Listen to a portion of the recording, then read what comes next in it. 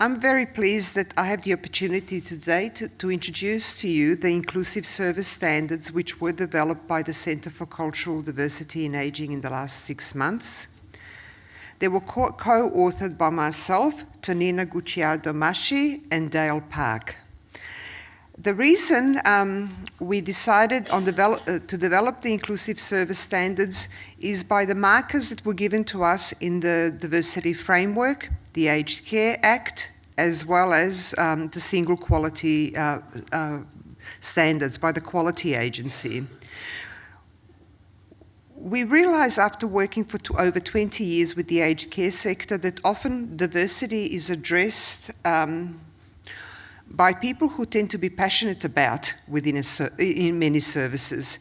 Diversity is not addressed by organisations as a whole or by within the organisational structure, and we felt that guidance needed to be provided so that across the board aged care services have a guide on what it is that they could be doing at organisational level to demonstrate that they are ready to address diversity across all of their practice.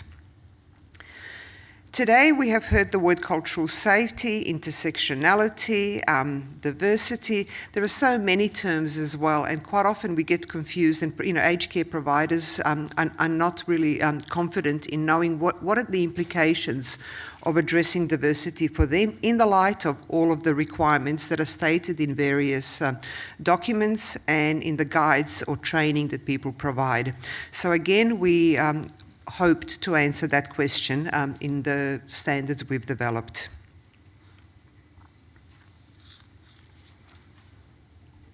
So, as I've already introduced, the Centre for Cultural Diversity in Ageing has, for the past 20 years, been working under the Partners in Culturally Appropriate Care initiative, and so have our colleagues nationally. We provide training, resources, policy advice, community support, and all of those initiatives aim to address disadvantages that are faced by people from culturally and linguistically diverse backgrounds. Previously, we had documents such as a workbook which guided practice and direct service provision and practice in relation to diversity. We saw that many individual staff members or particular departments of an aged care service were taking on the challenge at addressing diversity. But when we looked at organisational strategies, action policies, and reports, promotion on websites and so on, we were not seeing a great change. So again, that was what made us think that perhaps the time has come to address diversity in a more systemic way. The Aged Care Act stresses the need for all aged care services to facilitate access to all people regardless of race, culture, language, gender, economic and geographic economic status and geographic location. I'm fairly disheartened when quite often I still hear that many aged care services think that it's somebody else's role to address diversity. They see their role as to continue on in a status quo way to provide, and what has been referred to, unfortunately, today as mainstream. I see everyone as mainstream. Every service is part of the mainstream aged care system, and everybody, no matter whether you have one person from a special needs group or whether you have most people in your service from various special needs groups, diversity is a challenge for everyone, and that's what we have attempted to encourage people to think about through the standards. The Aged Care Framework, which was introduced by Nolene and by Christina, says that all consumers need to feel safe and that they need to have access to equitable and quality care, and their participation needs to be ensured. Again, we know that people who speak languages other than English do not have access to participation in regard to designing, in the nature of delivery or in the evaluation of aged care services. That is something that still remains a challenge. And having looked at the single quality framework documentation that has come out so far, I think that there is a possibility that might be happening, because there are various requirements that I see as new to the challenges for the aged care sector to address diversity more inclusively. Understanding diversity. Even when we talk about the term cultural and linguistic diversity, I have been around long enough and worked in the area of diversity for long enough to know that that term was actually coined to describe the Australian society. That is, Australian society is culturally and linguistically diverse. And then there was a shift to use that term to actually just describe people who speak languages other than English. So it became a label for a particular group of people. And I think that that's what makes, quite often, initiatives that do take place to address diversity as tokenistic. They're not about, inclusivity and addressing everyone's needs. Many people still think that the most important thing is to talk about people's ethnicities or, countries of origin. We, through the inclusive service standards, encourage people to think about all individuals as unique, with unique experiences, values, and beliefs.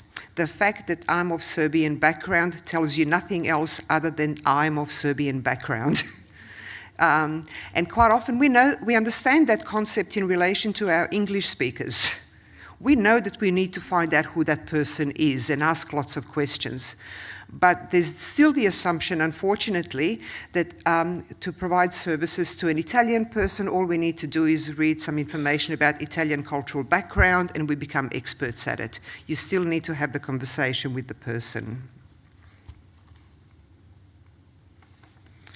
So, addressing diversity is about removing systemic barriers. My screen has gone off, but it doesn't matter. Equitable outcomes to be achieved for all consumers across service provision. And it's about embedding a system in practice that addresses diversity across the organisation. It's not an add-on. Quite often people develop strategic plans, they develop policies, they develop procedures, they write documents, and then they go, oh, but we can't translate those documents. Or, let's address diversity separately. It is about ensuring that diversity is addressed throughout all of the work right from the onset. And it is about the removal of silos. The Aged Care Act and the way we quite often talk about diversity is in silos. We have the CALD group, the remote and regional area, the ATSI group, the LGBTI group, the financially disadvantaged group. But in fact, we know that diversity is quite often like this. People from all those groups come together and are in our services and in our facilities and in our communities. They don't sit in their silos where that is the sole way in which we identify them and it's the sole way in which we work with them. So I'm very pleased now to introduce to you the inclusive service standards, and this is the introductory video which will explain the approach we propose to you. Thank you. The inclusive service standards. Organisations want to be inclusive, and most would say they are. But is it clear what we mean by inclusive, how we become inclusive, and who decides if our services are inclusive? Building inclusive services will mean consumers have easy access to our organisations, and our services will be tailored to suit their individual preferences, experiences, and needs. Inclusive service provision doesn't mean treating everyone the same or setting up parallel services for every language, religious, or community group. We need our current services to be adaptable and responsive for everyone. We know that just because people identify with a particular diversity group, such as Aboriginal, Sikh, or lesbian, does not mean this one characteristic defines who they are. We need to remove stereotypes and assumptions, listen to the consumer, and help them be active in the decisions about their life. The key principles of an inclusive approach include a commitment to understanding and addressing diversity, a big picture view that supports all consumers' multiple and intersecting characteristics, knowledge about the local community, methods that identify and remove barriers, a flexible, responsive and adaptable style, and robust systems that embed consistent practice throughout the organization. This type of approach to inclusion may be new for many, but it doesn't need to be overwhelming. We should think about inclusive practice as a journey. Each organization is on their own inclusion journey.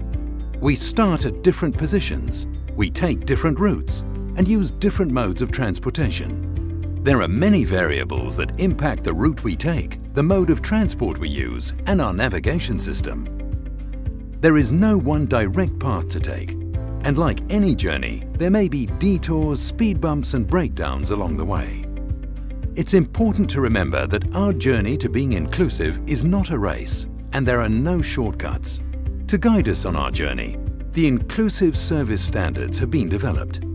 The 3 standards, commitment to inclusive services, developing inclusive services, and capacity building for inclusive services, provide a route map for our own adventure to become truly inclusive for all consumers. Standard 1. Commitment to inclusive services. We need to prove that we are dedicated and capable of building an environment that responds to consumers' diversity and delivers individualized services. To successfully meet the criteria for this standard, we need to develop organizational values and statements that commit to being inclusive.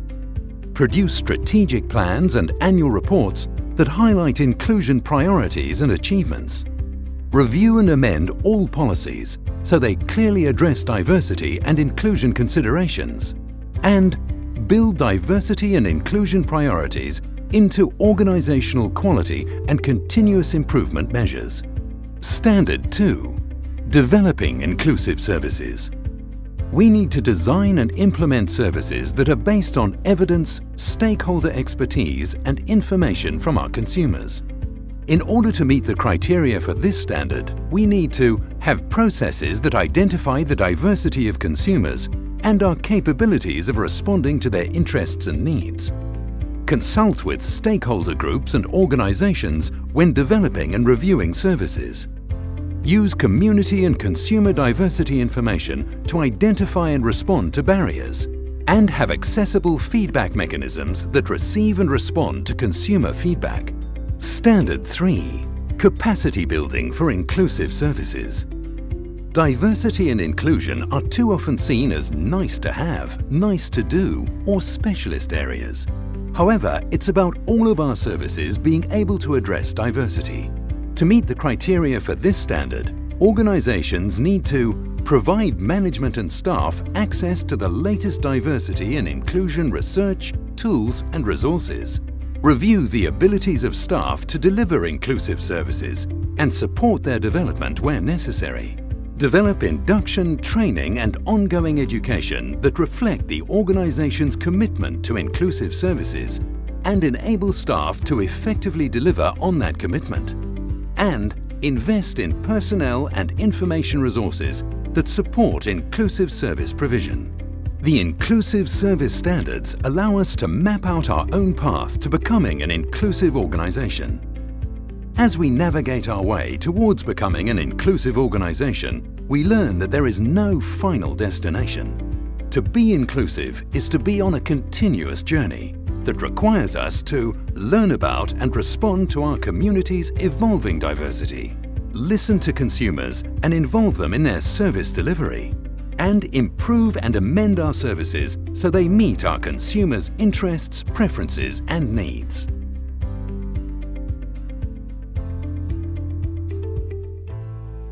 Thank you.